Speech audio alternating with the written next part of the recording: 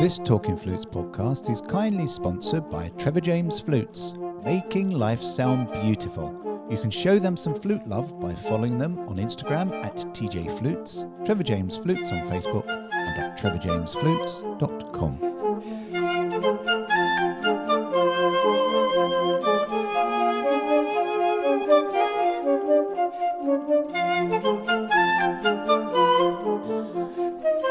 Hello there, and welcome this week to Talking Flutes Extra.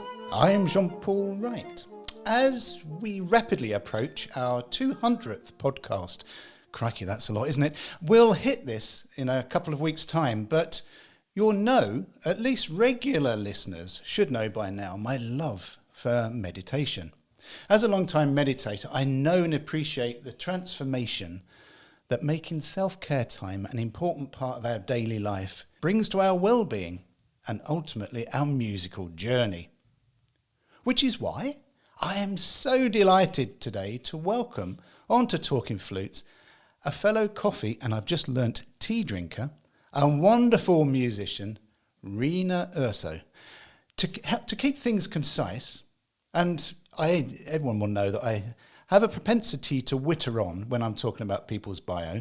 We've got so much to cover that I'm going to apologise and say sorry for chunking your bio down, Rena. But here we go. Rena is a fabulous flute player, or flutist as the Americans call it, a piccoloist, a licensed body mapping educator, and yoga and meditation instructor. With January 2022 being our New Year, New You short series here on Talking Flutes, I couldn't think of a better and nicer person to speak to about how we can all make small, or in some cases, big changes, which will transform ourselves and our music. So, lovely listeners, please give a warm Talking Flutes welcome to the lovely Rena Urso. Hello, Rena. Hello, Jean-Paul. Thank you for having me. What an introduction. I'm honored to be here with you. Yeah, I know. So I've just learned you have a cup of tea first thing in the morning, which is, do you know, that is so European. It is. Actually, I have more like a pot of tea in the morning. Yeah, I can't start my day any other way. A flagon of tea, a gallon of tea. Yes. It's like you get the things that bring you joy, and then you want to use them. Whether it's a nice book to write in, or a good pen to write with, or a really beautiful cast iron pot to steep your tea, or the favorite mug to drink your tea in. You know, so you look forward to these things. I know they're things, but still. Yeah, things that make you smile. Let's jump on in. So before we go on to the well-being side, which is a very important part of you as a musician and an educator, and a very sort of, I'll still say it's not universally encompassed around the world as an important part of our musical development. What I'd like to do is to start with you and the flute. Why the flute and when the flute? Oh, this is one of my favorite things to talk about, Jean-Paul. So I am the youngest of 13. Stop there. 13. 13. Oh, applause to your wonderful mother. Oh, crikey. Well, it is a blended family. Okay. My mother had 4 and my father had 8. Whoa. So in some ways, I think that required an even larger applause for everybody involved, right? So my father was a professional violinist. He was one of the assistant concertmasters with the Detroit Symphony. And he was a prodigy. He went to study at Juilliard when he was a very young boy, and which was the time of the Depression, 1928, 1929. He was a huge role model, a great inspiration in my life. And it was a foregone conclusion for all of us that we would all play the violin. And that was it, case closed, next case. So when it came time for me to start playing an instrument, I was about 6, maybe 7. And I was given my first violin and I was horrible. I mean, I had no aptitude, I had no interest, but I wanted to be like my dad. I looked up to my dad, but the violin and I just were not a match made in heaven, as they say. So I sort of begrudgingly messed around with it and lied about how much I'd practiced, which was not much. And then a few years passed, and I was in school one day, and the band director came around and said, we're looking for people to join the band. And all of a sudden I was a violinist. I raised my hand. I'm like, I play the violin, even though I could play like a G major scale 2 octaves, but only up. I could never get back down the scale without stopping and being out of tune. And it was a disaster.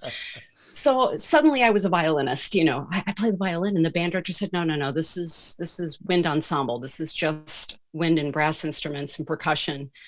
And so I'm like, I don't know what I want to play.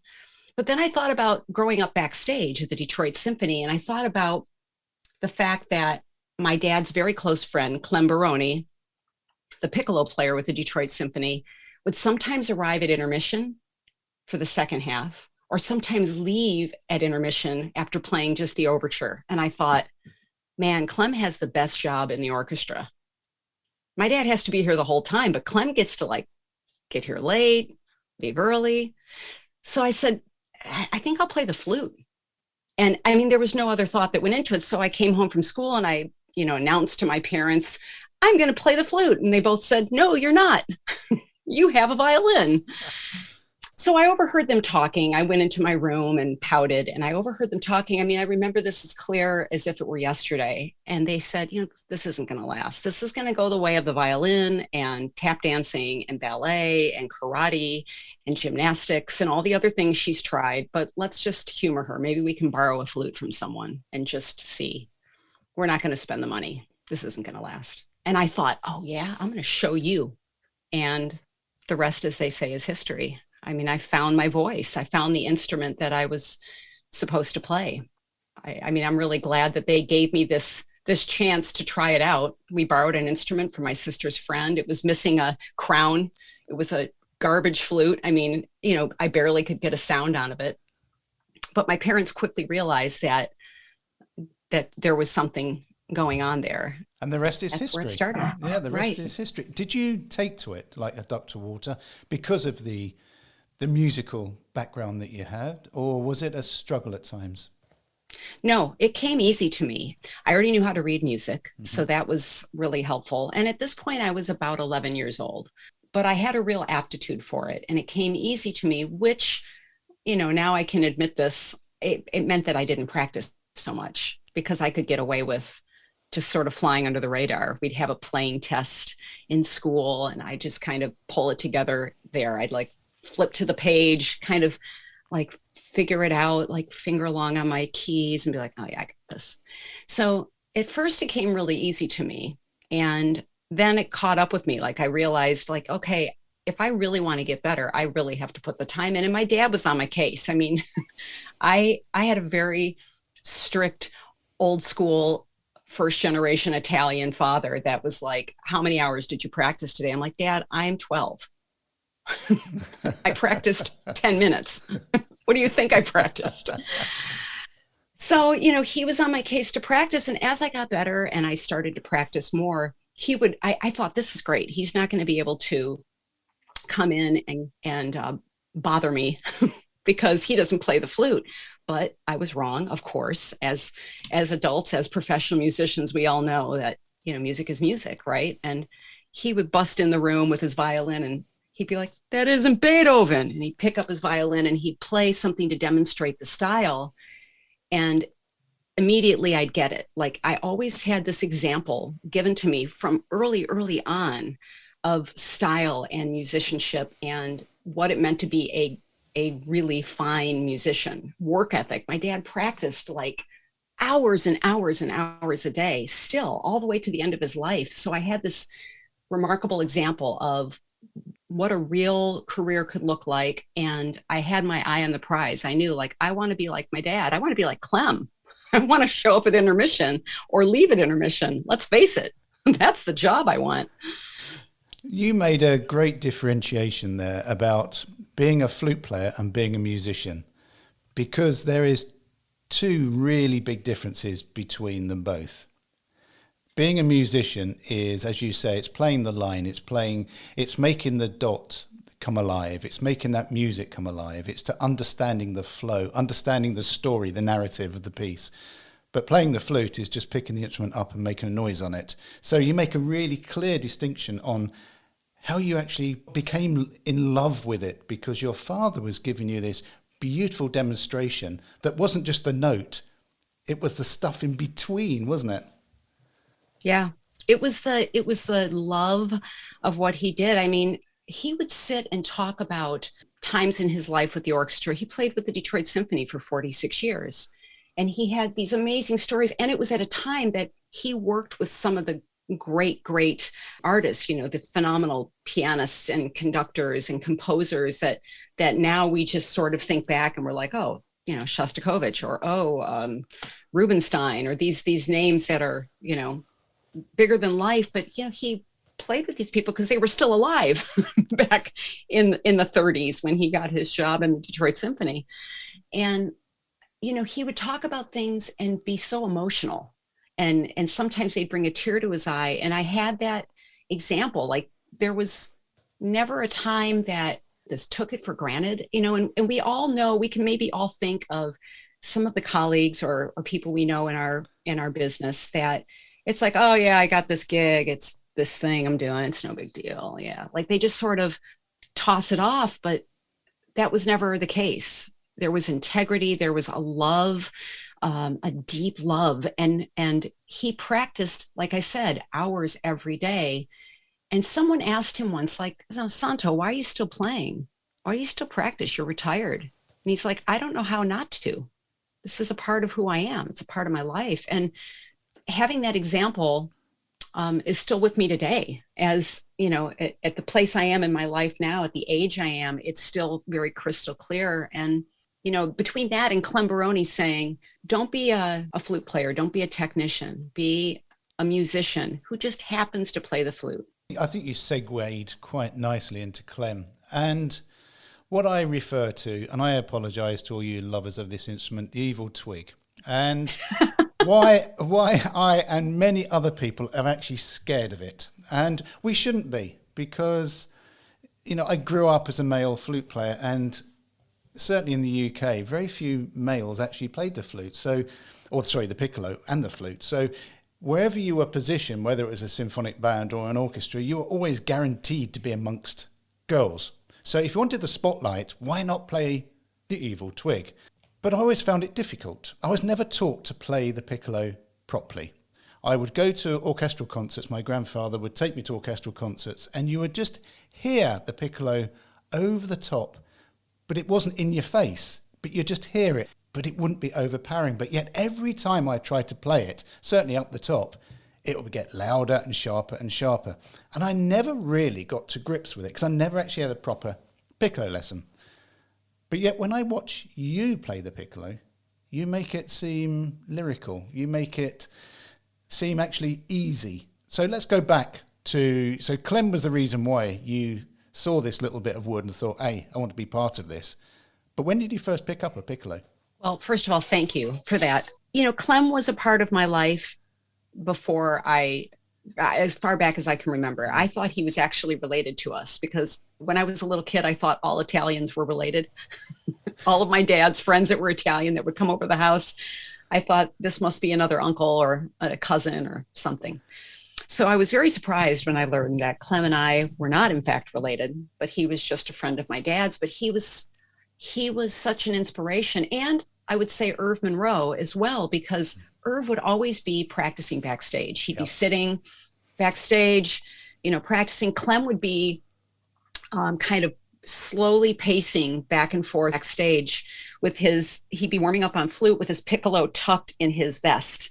And they would always be warming up and practicing backstage. And as a kid, this made such an impression on me. Again, it goes back to this work ethic and really just their instrument is always a part of them.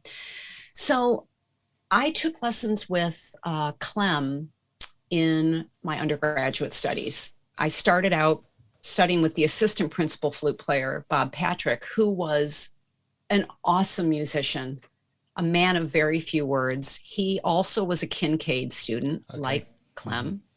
And Bob died late 80s, maybe early 90s. He died maybe around 89, 90, 91. Bob was such a terrific musician. And what inspired me about Bob was that he was the person that would play alto flute. He would, of course, I mean, as the assistant, he did it all, right? Alto flute, piccolo, but he also was a terrific keyboardist, and he would sometimes play celeste. And I thought, like, what kind of a musician do you have to be able to wear all those hats? So when I started studying with Clem and really had this opportunity to get this piccolo, a stronger piccolo focus, you would think that at first it would have made an impact, but the piccolo didn't come easy to me right away. I played it in high school, but only because I wanted to like scream above the band and be heard. And, it didn't really come easy to me because I didn't take it seriously, maybe. And then one semester, Clem said, we're going to focus on piccolo this semester exclusively. We're going to do excerpts. We're going to play some Baroque sonatas that you already know on the piccolo. So he put the Dance of the Blessed Spirits in front of me. Wow. And I kind of looked at him like, I've played this. And he said, yeah, you have on flute. Oh my! You're going to play it on piccolo. And I thought, oh, what kind of horrible dream am I living in right now? Why would he do this to me? Because I realized, like, this is going to be super hard. I'm pretty sure this isn't going to sound good. So, Clem, he was all about this mindset of it's just a little flute. Approach it like you would your flute. It's just a small flute. And it came so naturally to Clem because Clem started playing piccolo before he started playing the flute as a small boy. So we spent a semester on it. And again, I didn't really take it seriously. I had this notion in my mind, like, I'm going to be a flute player. I'm going to get a job in an orchestra and I'm going to play the flute. That's what I'm going to do. And Clem said, Rena, there's about 100 million great flute players out there, but there's only like 40,000 good piccolo players. And I thought, yeah, okay. I don't know. So it took a little while. And when it started to click in my brain that I needed to take the piccolo seriously, I was in grad school and I was auditioning for a summer festival. And I showed up and I played my flute excerpts and whatever I had to play. And the music director of the festival, it was for the Spoleto Festival, he said, okay, that's great. He's kind of looking around me. He's like, can we hear some piccolo? And I said, no, I don't have piccolo with me today. And he went, oh, that's a shame. All right, well, thank you. And I walked out and I was like, uh-oh, that might have been a mistake. And someone else I knew got into Spoleto that summer because they showed up with their piccolo and they really weren't a piccolo player. They were a flute player that had a piccolo like me. That's what I would have called myself back then.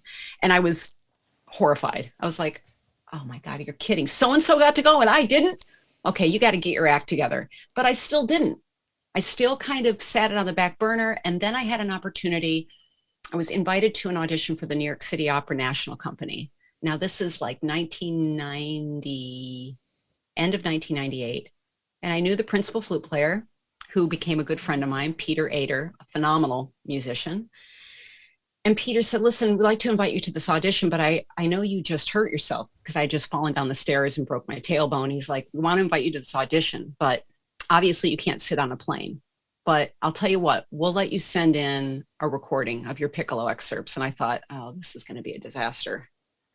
So I put this, I said, I'll tell you what, you have my word. I will record every excerpt one take and I will send it in to you. I won't, this is before I even knew like editing 90s, like, I recorded it like on a professional Walkman and sent it in my living room, So I sent this recording in of all these opera piccolo excerpts that I had to get up and do early in the morning because of all the noise in the neighborhood I lived in.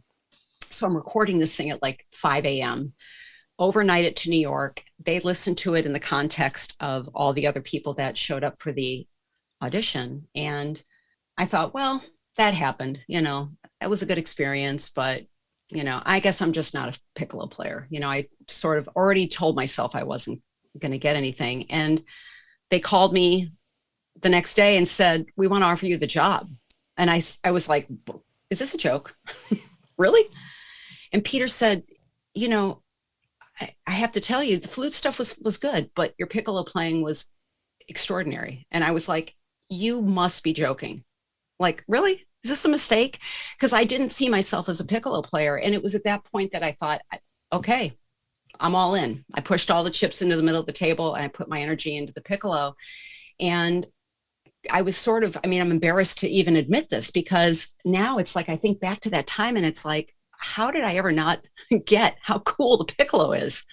But like you said, I was a little afraid of it and it was hard and I didn't want to put the work in. It's like, this isn't easy. Maybe I'll do something that is, right?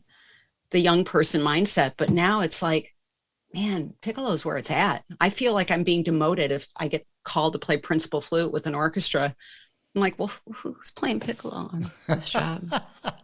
Can I play? I like the fact that you just say treat it like a little flute. I love that because I wish someone had told me that years ago. Because I just found the higher up I got, the sharper it got, the more I'd squeeze my mouth, and then it got up to top B flat, B natural if I was lucky. But if higher than that, oh, dreadful. I think it's important to have a North Star.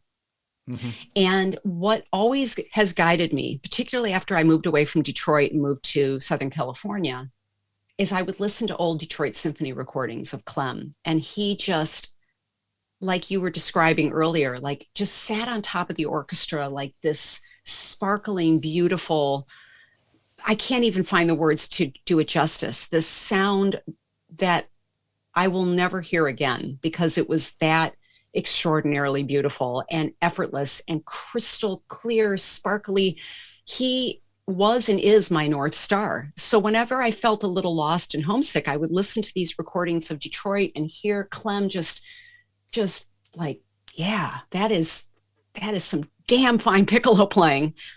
So having a North Star and having this idea in your head of that's the sound I'm going for really helps in a situation like this, being afraid of the instrument. You're afraid and you're like, oh my God, what do I do with my embouchure? And if you have in your mind the sound you want to create, your body figures it out.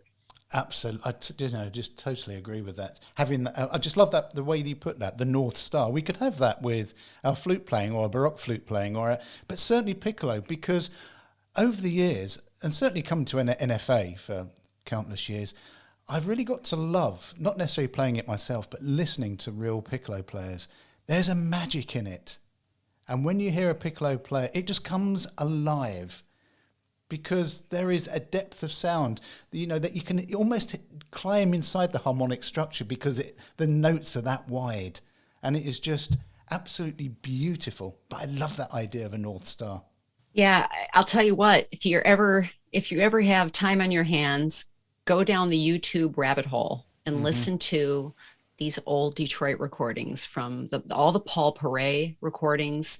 Well, not all. I would say from 1958. I think Clem got in the symphony in 1958 to the Yarvi recordings. I think he retired in 1991. So 1958 to 1991 are the Clem Baroni years. And I will tell you, Jeff Zook Jeff was another Clem student. You talk about remarkable piccolo playing, right? He just carried the tradition right on. But listen to these old Clem recordings and you'll just be like, think about the way they recorded those things back then. They weren't like pasting it together like they do today, right? It was like probably one mic in the middle of the orchestra, someone hit record, and that was it. So, yeah, the beauty in listening to old orchestral recordings, I've just written that down because when you, I'm sure most people that have listened to this podcast, when you hear an orchestral concert, you notice things such as, the horn section. When you got a nice big bit of Mahler or Bruckner, and you got that. If we're talking about horn section, the wonderful famous Chicago horn section, that's there. You got this big body of sound. But what people rarely say is that piccolo player. And that's almost a compliment to the piccolo player. Yeah, absolutely. Wonderful. It can make or break it. Oh, well, it can. That little tiny thing can make or break the musician, but also the recording.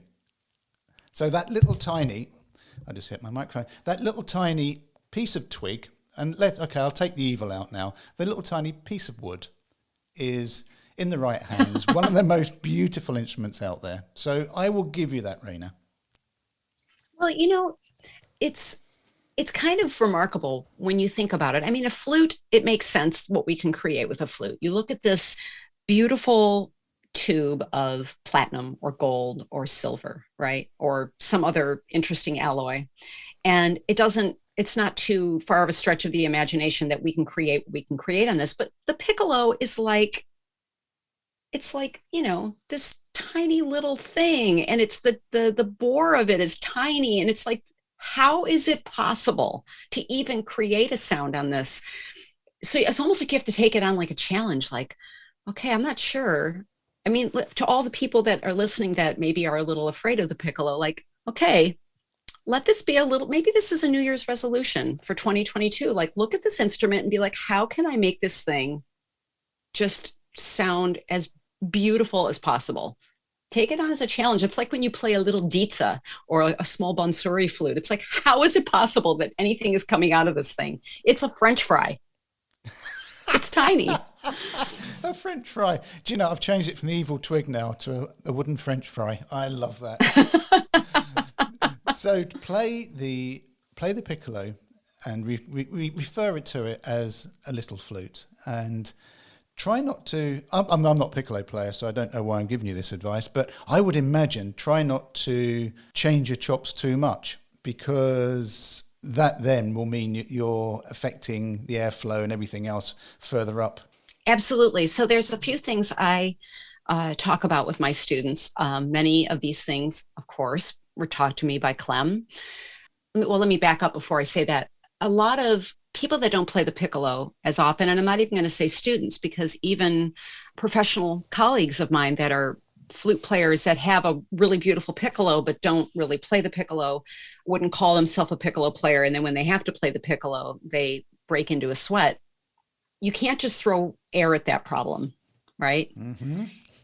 And you can't, if you over engage the musculature in your embouchure, you're in trouble, right? So you have to find this balance of fighting against what something in your brain is telling you to do. Like, okay, I'm gonna just blow harder or blow more or use more air or squeeze my aperture. No, stop. Because that's when you're gonna get that sound, right? Or it's gonna be a sound you don't like. Clem used to say, think of a swift stream of air. And I love that word, not fast. He would always say swift. So a swift stream of air, it's not more air, it's a swifter stream of air.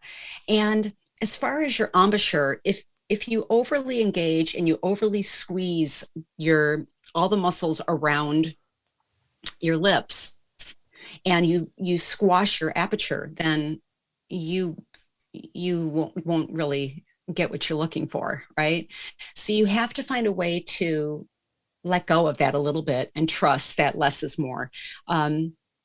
There are more muscles that actively are responsible for keeping our mouth closed than muscles whose responsibility it is to open our mouth. So it is common for us to always be in a state of clenched and closed. So it's natural for us to want to close in around this tiny little embouchure hole, but instead just see how much you can fill your space. You're not going to grow. You're not going to become a giant. Just allow yourself to open up, to let go, to find some ease, and see what you can achieve with less effort. And what would you say would be the best note to start on? Just an open C? Or would you go down to an A or something? I actually, with my students and even me, like the first notes I play of the day are always first octave. Mm-hmm. So I'll start at the bottom of the instrument and I'll do harmonics. I'll do some singing and playing. Starting at the bottom of the instrument, I'll do some repeated articulated notes, trying to keep them all the same size, same vibrato undulations or not, like a string of pearls, these repeated notes that are very symmetrical. And it's all about just quality of sound, control, and then from there, working up gradually. But I think it's important to have a really good first octave. and then you build, you climb. You make it sound really easy. And I suppose in reality, if you were to take it seriously, it is easy. Well, yeah, I guess it's all relative. Yeah, the flute actually is one of the easiest instruments to play, but it's the hardest to master, isn't it? Because it's all about the sound. And the same with the piccolo. It's about that sound. And we could go off on a complete tangent here and talk about sounds and what is a flute sound, what is a piccolo sound. But ultimately, it all comes down to personal preference. And you playing the piccolo, as Rena said a while ago, it's about trusting yourself and trusting yourself to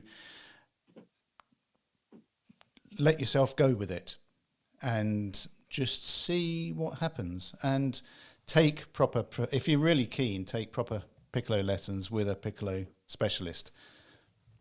Absolutely. You know, there are so many resources out there for you right now. And we're now figuring out, right, in the last couple of years that we can study and work with literally anybody we want to, provided that they're available to us. But I mean, if you have a person, if you live on one side of the world and the person with whom you want to work is on the other side of the world, we now have this technology available that you can. Yeah.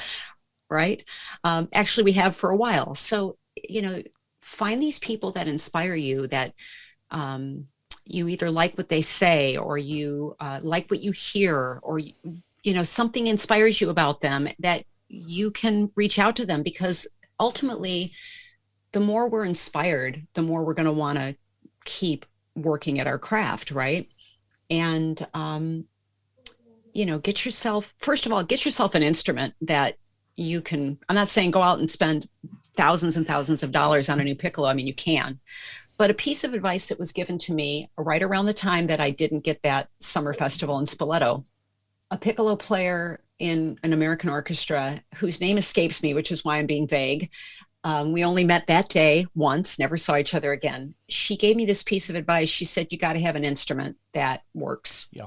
And I was like, well, yeah, it's obvious. She said, no, I mean, think about it. Get a piccolo that plays well, that plays in tune, that you can get a good sound on. Otherwise, you're going to be fighting it all the time.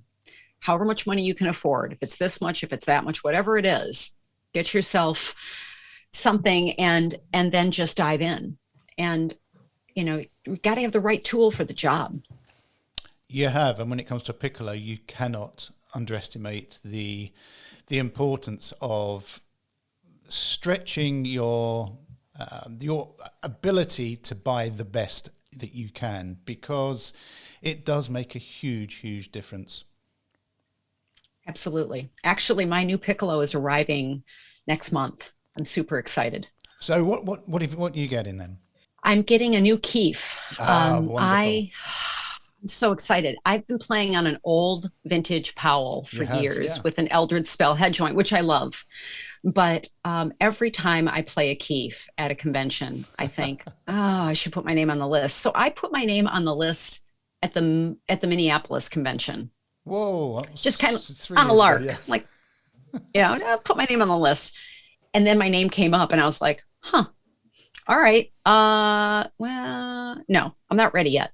So then they pushed me back a year. And so now I'll be getting it in December. And I'm so excited because it's time for something different. It's time for something else. And as a musician, when you get a new instrument or a new head joint, it is something different. It is an opportunity to start afresh, which again, you're very good at doing this, segues into the importance of us refreshing ourselves. I would say self-care, but it's going to cover a lot of areas that you're an expert in, and which is something that the flute world itself, not the flute world, but musicians itself don't always take as important, and the many areas that we can look at. Yes. And this is another area that I admittedly was not very good at for a long time. I would just push and load my plate with as much work and be driving around like a crazy person from one gig to the next. And I was injured.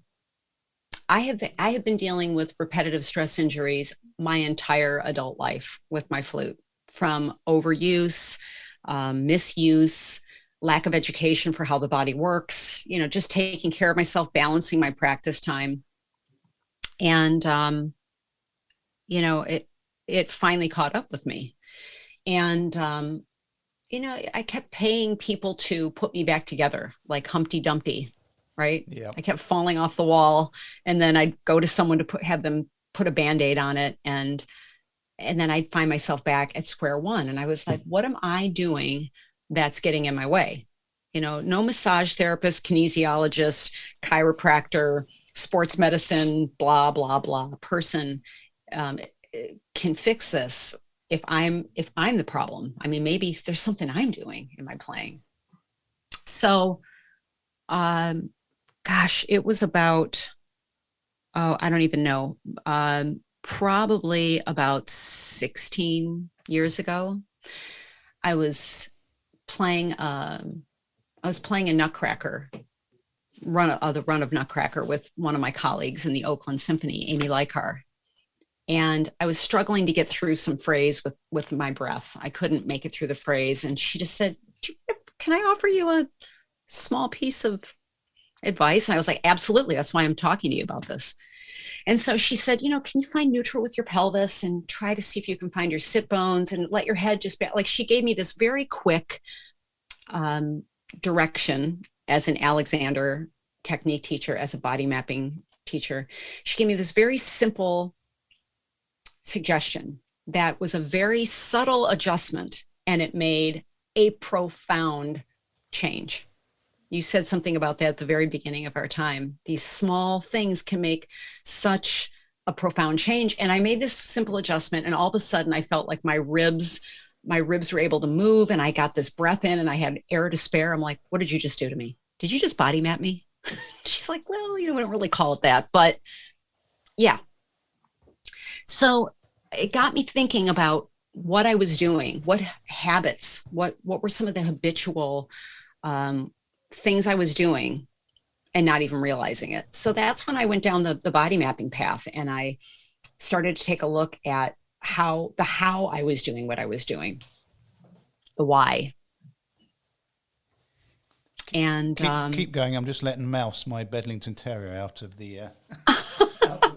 Yeah, I had to put my dogs somewhere else because one of them snores very loudly, and the other is a 1.5-year-old puppy who's a maniac and will come barreling in here and like destroy the whole space. It'll be like, in one fell swoop, I'll be disconnected. There'll be cords flying in the air.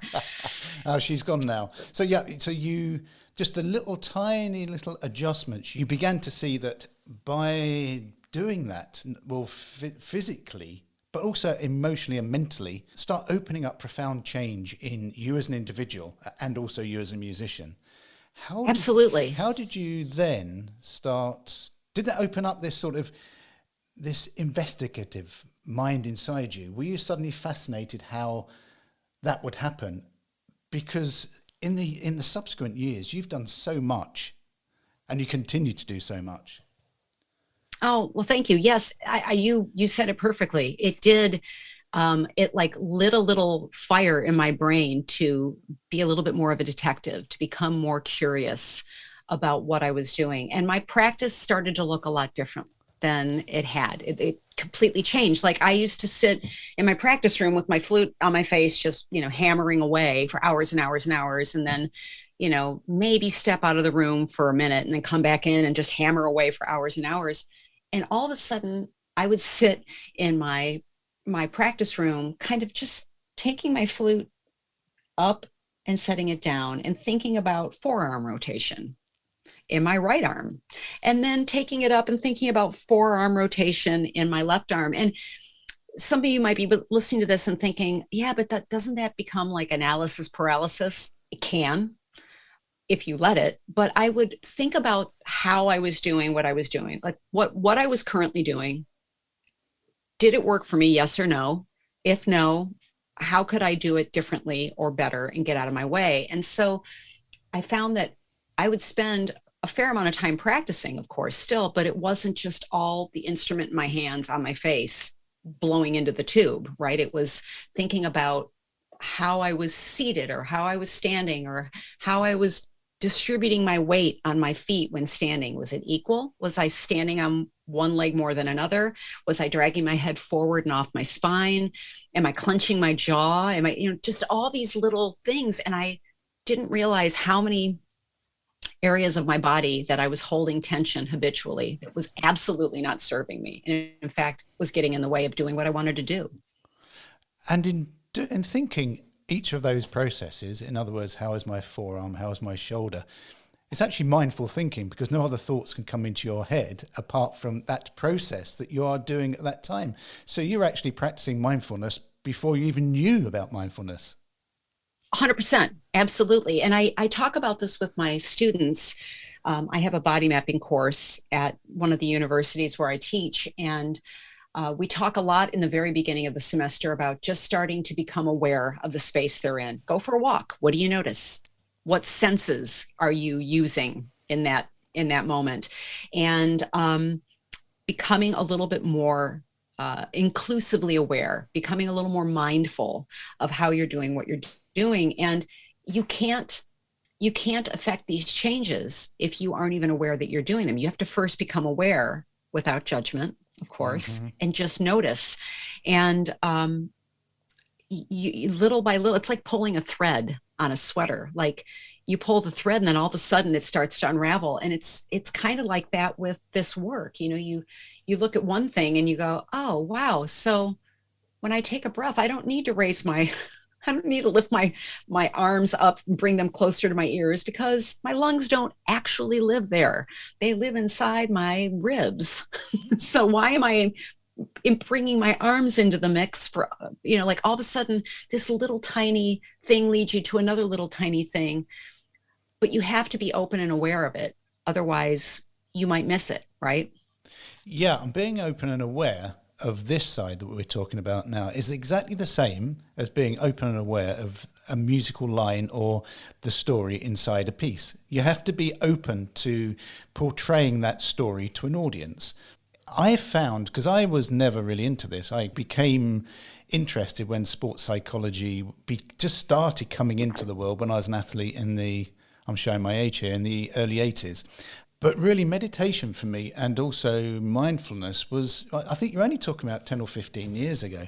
But I did it the wrong way, almost the wrong way around. I should have gone down the yoga route first and then discovered meditation via the yoga route, because one of the most profound experiences I think I've ever had in yoga was Bryant Park in New York, and they have yoga sessions in the summer. And I was there, not very good at yoga. My wife does yoga. And we were there with 1,000 other people on a free yoga session. And amazing. I was trying to do it and falling over. And what was wonderful is it's for all shapes and sizes. And, it's non-judgmental, because everybody could do it apart from me, that was just making this noise as I fell over. But the most profound thing was right at the very end, when this very young teacher said, right, okay, lay down and just listen to New York. And I'd never heard New York before. That's amazing. I'd never heard New York before. And that was so profound to me. I just listened to everything in the round. I'd listened to music in the round. At the NFA flute conventions, I'd listened to players and loved them, but never really understood that I heard them. And it made me realize that we don't listen properly. But also the way we use our bodies, we resist a lot and we cause our own injuries. And in causing our own injuries, we make ourselves feel very depressed and very down. And because we don't look after our emotional side of our well-being, we don't have self-care, we are our own worst enemies. Yeah, I mean, it's sadly, that's true. And so I will say, for me, it's all connected. What I do as a musician, what I do with my work with body mapping and injury prevention, musician wellness, what I do with my work as a yoga instructor and meditation instructor, it's all connected. I can't extrapolate any part of it because it all affects the next thing, right? I don't remember when yoga became a part of my life. I remember being on the road with the New York City Opera National Company. And one of our violinists, one of our concert, well, we had a few concert masters, but one of our concert masters was, she had a very strong yoga practice. And so sometimes we get into a city and she would find a space for us in the hotel where she could lead us through some yoga. So I know it was a part of my life as far back as 1999. But, you know, I wasn't like going to class. I wasn't taking yoga class with great frequency back then because I don't think it was really super available. Like I would go sometimes if I'd find a studio, but I didn't understand all the different types, and I had a hard time finding what worked well in my body, what I liked. And sometimes I'd go to a class that was like 100 degrees and super high energy, and I'm like, yeah, this ain't me. Mm-hmm. Yeah, absolutely. Cool, good for you. I can't do this. This is not for my body. I need to maybe just take a child's pose for the next 45 minutes, which is okay. But meditation, on the other hand, I have a very clear memory of when that was suggested to me. I don't mind sharing here because I share this anytime I talk about meditation. I was having an increased amount of anxiety as it related to my playing. And I would have panic attacks on stage or in the pit that were very scary. I didn't know what they were. I thought I was dying. I mean, I didn't know. I just felt like, am I having a heart attack? Like, what is this horrible feeling and how do I make it go away? I just need to get off the stage right now. You know, and so you're like tucked away in the piccolo chair next to a bass drum and 700 string players playing a Mahler symphony. And you're like, I got to get out of here. This is really not a sensation I'm familiar with.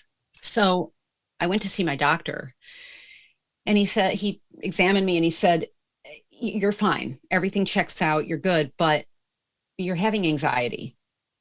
You're having panic attacks. And I was like, I don't even know what that is. And he said, well, you need to start making some time for your wellness.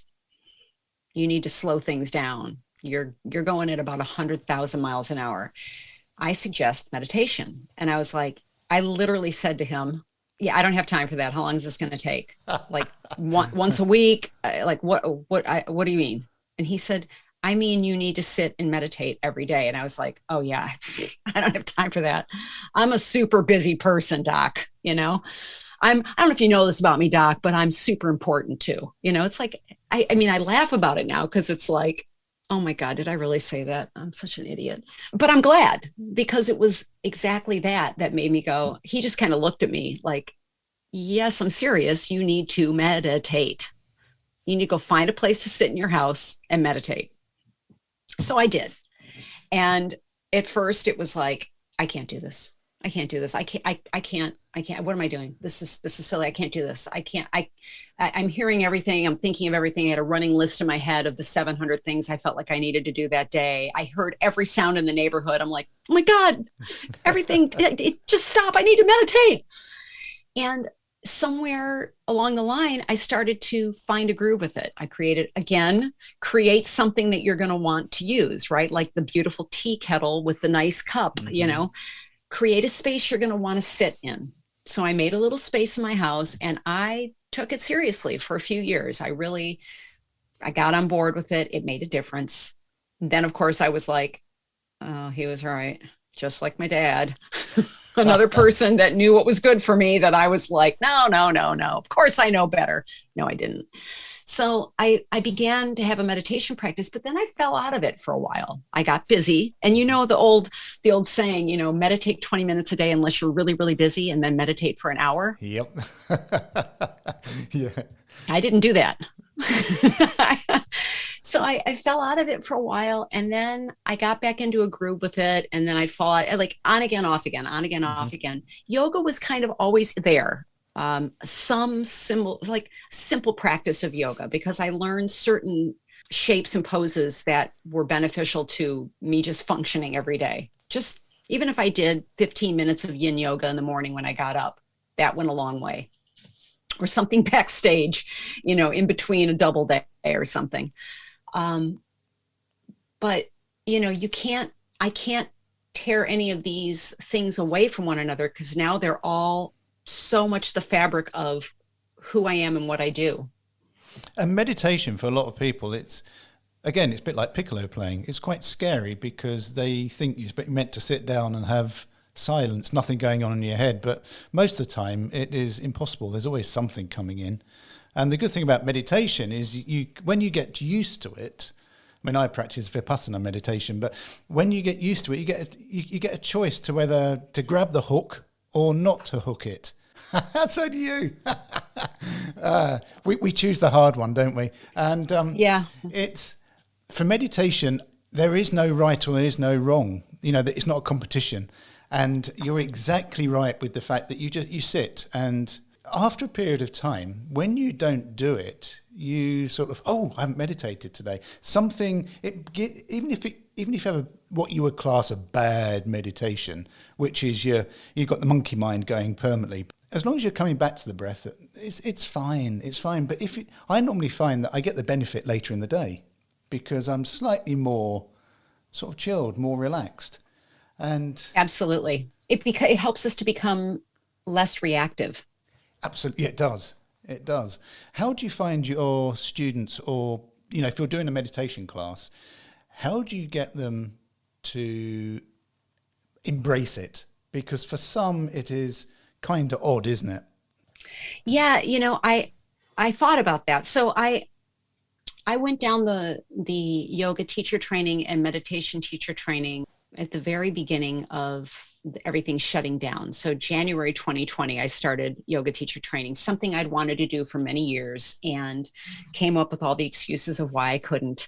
And then I finally just made the time. I made the time for it. I built it into my life. I'm like, I'm committed to this. It's going to mean making some sacrifices, but I'm committed to this. And then when everything shut down, one of my yoga teachers that I was training with said, I'm going to do a short meditation certification as well. If you want to jump on that, it'll be virtual. It was the best gift I could have given myself because I had already come back to meditation and working to build this deep well of resilience was exactly what was needed to help kind of weather the storm of these last 2 years. And still, right? We're not through this thing. I would feel like I was sitting, I use this example a lot, and my students love it. I say I felt like a little shrub sometimes in the middle of a tornado when I would sit and meditate, but it was my refuge. And so the way I introduce this to my students is in my body mapping class is yoga is movement exploration. And so I would talk about different parts of the body from an anatomical perspective, but I would lead them through some shapes and say, so when you're in this shape, I want you to think about the connection between, let's say a seated forward fold. I want you to think about the relationship of your hip joints, your knees, your ankle joints, the fact that your hip joints are exactly halfway in your body. Like I weave in the anatomical discussion, the functionality with the yoga shapes, the movement, the asana, right? With meditation, I'm pretty transparent. I share with them, like, look, I suffered with performance anxiety for years. And for years, I would deal with that in some really challenging situations with medication that was not really what I wanted to do, but what I had to do to get through it. And meditation has helped me to work through this in a different way. And so I'm very honest with them. Like, first of all, you don't have to be in complete silence to meditate. In fact, it's false. In fact, all the sounds around you, if you can sit and find peace and connect with your breath when it's like, someone's outside mowing the lawn and there's a dog barking and the phone's ringing and people are talking in another room, or you can hear someone practicing in another practice room, then right on. Absolutely. Because if you can do it then, you can do it anywhere. Yeah. So I'm honest with them. And it's like, I'm not going to lie and say, oh, you have to meditate, because it's like, no, you have to meditate because it's going to make all the things you do that much better. You're going to become less reactive. You're literally changing your brain. You're making yourself well from the inside out. And we can all use that, right? But the practice of yoga and meditation has 1000% it helps the work I do as a musician. I don't take myself as seriously anymore. I'm more kind to myself in my practice room. I don't beat myself up. When something doesn't go right, I kind of laugh it off like, oh, that didn't go so well. All right, let's see, what can I do with that? Do you know, I was going to ask you things we should begin today to improve our lives, but you're listing them as we go along. And this, nice. don't not stop beating ourselves up about things. Stop taking ourselves so seriously. What do you think any of our listeners could do to say, okay, I understand about meditation. I don't really understand about meditation, but people are saying about meditation, and they're saying about yoga, and they're saying about self-care. How should somebody begin that process of giving themselves some me time? That's a great question. I teach yoga locally here in Chicago, a yin yoga class. And I start every class with a short seated meditation. Arrive as you are. Just be in the present moment. Come as you are, no judgment. So it's just a question of, first of all, meditation's free, right? You don't have to create the special little room with all the little potions and candles and things like I did 15 years ago, because I felt like I needed to create the ambiance in order to do it. And that's fine. If you feel like, if you know yourself well enough to know that's what you need, then by all means. All you really need is a place to find a comfortable seat. So maybe you sit on a pillow. Maybe you make an investment and get a really nice, dense yoga cushion, a Zafu, which has changed everything for me, because now I can sit for longer than 20 minutes on that thing because my feet don't fall asleep. But literally find a comfortable seat and start small. Like set a timer. Just maybe sit right now after you finish listening to this podcast. Sit down. Find a comfortable seat, whatever that means. Maybe you're cross-legged. You don't have to sit in like that yogi lotus position unless that feels good in your body. Maybe you're seated in a chair. Find a comfortable seat. Arrive as you are in the moment. Maybe you close your eyes. Maybe you don't. Some people don't feel comfortable closing their eyes. Maybe you just kind of soften your gaze and draw your awareness to your breath, sealing your lips, just noticing your breath, noticing the rhythm of it, the texture of it, noticing the sounds around you. And just do that for 2 minutes. 2 minutes.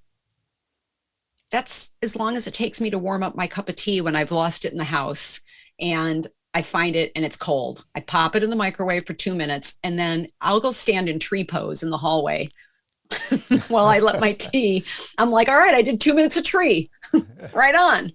So 2 minutes, because it's just like practicing our instrument. Something else I tell my students, it's like on those days when you're like, oh, I don't want to practice. I got to practice. I should practice. I don't want to. First of all, stop beating yourself up. Just tell yourself you're going to go play for 10 minutes. Just go play 10 minutes of long tones, because 10 minutes is going to turn into 20. It always does. You're going to be like, oh, you know what? Maybe I'll just do this other thing that's on my stand, or maybe I'll read through an etude or whatever. 10 always becomes 20. Same thing with meditation. You tell yourself you're going to sit and meditate for 2 minutes, it's going to become 5. 5's going to become 10. And then you can find a way to build it into your life. So the way I always get it, and maybe you can relate with this as a caffeinated beverage drinker yourself, I go downstairs, I fill my tea kettle, turn it on, and I know if I fill the kettle, I know it takes about 7 minutes to boil my water. So I go and sit in the other room for 7 minutes until I hear the water like doing its thing, like spraying all over the top of the stove. So 7 minutes. Now I've got 7 minutes in the bank. 7 really great early morning, quiet. My mind isn't full of 700,000 things. I've just sat and meditated for 7 minutes. I go back, I pour my water over my tea leaves, and I know it's going to take about another 7. I like a nice strong steep, maybe 8. Then I go do about 8 minutes of yin, some forward folds, some twists, some seated twists, some side stretches, just to kind of get some movement in my body, connect my breath with movement. That's 15 minutes of self-care time that I've logged in for lack of a better way of putting it, before I've even drank my caffeine, because my caffeine was being prepared. I built it into that. So like, find a way to build it into your life easily. And I say early morning or end of the day is best, or both, ideally. Do you know, that is actually perfect advice, isn't it? Is that we waste so much time waiting for things, hanging around for things. And it could be you're in a queue, you're in a ticket queue, or you're in a queue for something. You can use that, build that into your meditation. As you've just said, you're in a queue, sort of a mental queue, waiting for the kettle to boil or the water to boil.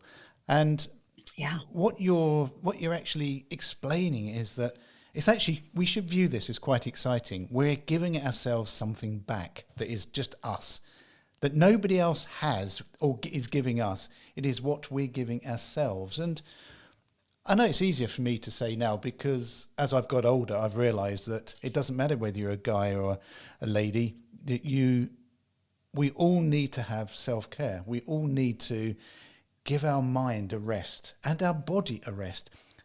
And to conclude the whole circle quite nicely from where we started, as musicians, if you could integrate your flute practice with your physical and mental well-being, what better musicians we will become. Because each of our performances are valid, whether we're Denis Buryakov or Jean-Paul Wright. All our performances are valid. But absolutely. But what you are teaching people is how to unlock their potential, that is not necessarily by sitting in a practice room, as you said, hitting the keys. The other thing that, and this is something else I really try to stress, another way to use that word, but in a positive way, to impress upon my students, is the time you spend in your practice room, of course, valuable, of course, but there gets a point where it's the point of diminishing returns. You're not really listening anymore. You're just kind of going through the motions. You're maybe obsessing those last minutes before a concert or an audition, when you're like slogging through something, like, oh, I gotta just one more time, I have to test it out. Look, it's there. Trust it, it's there. But the way you get yourself to that place is getting to know you, getting to really know you.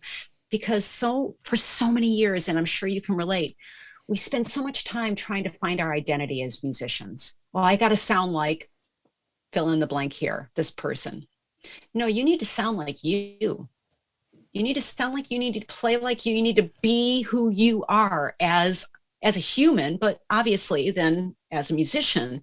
But you can't figure out who that is and what that means if you never sit in those moments of silence and just sort of be still and let your mind go through whatever it's going to go through. Let these thoughts come in. I mean, sometimes I'll tell you, I come up with some of the best stuff, the most inspiration, the idea of exactly what I want to do with a phrase in something is when I'm in meditation or in my yin yoga practice, because the thoughts aren't going to stop. It's not like they hit a red light on the street and they're like, oh, okay, I got to stop because Rena's meditating right now. Like, no, the thoughts are going to keep coming in. You just have to decide how to let them go. But sometimes you return to them and go, yeah, that's exactly what I need to do there. That would work really nice if I did this thing. Or maybe in my practice today, I'll try this. It's in these moments of stillness and silence, when you just are you alone in your space, you figure your shit out, because pardon me, I hope I don't offend anybody, but you figure your shit out because you're just sitting with it. You can't do that if you go all the time. You just can't. Because at some point it's going to catch up with you. It's going to be like, knock, knock, knock, hi, here I am, deal with me now, which is what happened to me on stage in a Mahler symphony or in a pit playing a show. And it's like, uh-oh, you got to make time for these things. And it will only make you better. Not only better as a musician, better as a human being, just better, healthier, in a better place, able to withstand the storms, building this well of resilience, becoming less reactive. I don't want to say anymore, because the last few moments that you've been talking has encapsulated almost my life. and my life as a musician as a human. And I don't want to take away from anything that you've just said, because that would be the same for anybody. So, Rena, thank you so much for being a guest this week on Talking Flutes. And, I'd love to have you on again and talking specifically probably about meditation or even yoga, just because it's the side that I'm fascinated with, but also more musicians are now coming around to the fact that they need to embrace that side of life and not to spend it's not a competition who can practice the longest. Absolutely. I think that's one of the big silver linings from this time that we've all been living through, is the importance of self-care. And what you do, which is smile a lot, because when you smile, you disarm. And as musicians, we don't smile enough, do we? No, I mean, we're in our heads. We take ourselves so seriously. My husband always says, have fun. He says it to his students. He says it to me when I go to the grocery store, have fun. That's sort of his send-off thing. And we need to have more fun. We need to really enjoy and savor and have fun, right? Well, I'm going to enjoy listening back to this as I edit it, because there is so many. I don't even know what to title this podcast. I quite like that "Get Your Shit Together" bit. I think that'll be a really good title. But there's so many nuggets here, and next time, make sure you do a class at NFA. I'm definitely going to be there and coming to watch. And awesome! Or if it's a yoga or meditation, I'm in. And I learned so much as always, Rena. And thank you so much for taking your time out on this busy morning of yours, early evening mine here in London. Oh, it was a pleasure. Like I said, I've been looking forward to this, Jean-Paul. Thank you so much. And I again will say, I hope I didn't offend anybody with my foul language, but hopefully. And if I did, my apologies. And if I didn't, anyone that knows me knows that you can expect at some point something's going to come out of my mouth that's just a little inappropriate. That's all good. Me too. Nice. Thank you so much to Rena, and thank you all for listening. Wishing you a wonderful week ahead.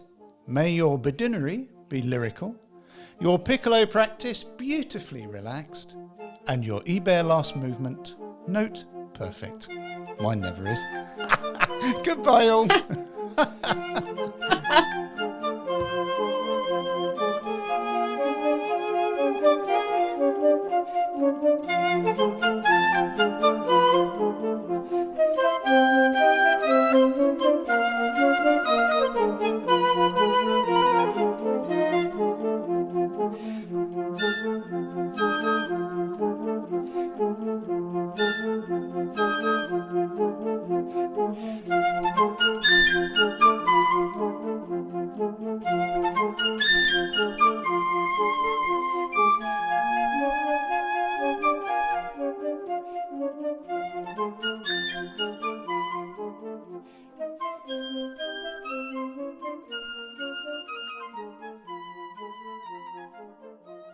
Talking Flutes and Talking Flutes Extra are podcast productions by the Trevor James Flute Company. For more information, visit trevorjamesflutes.com.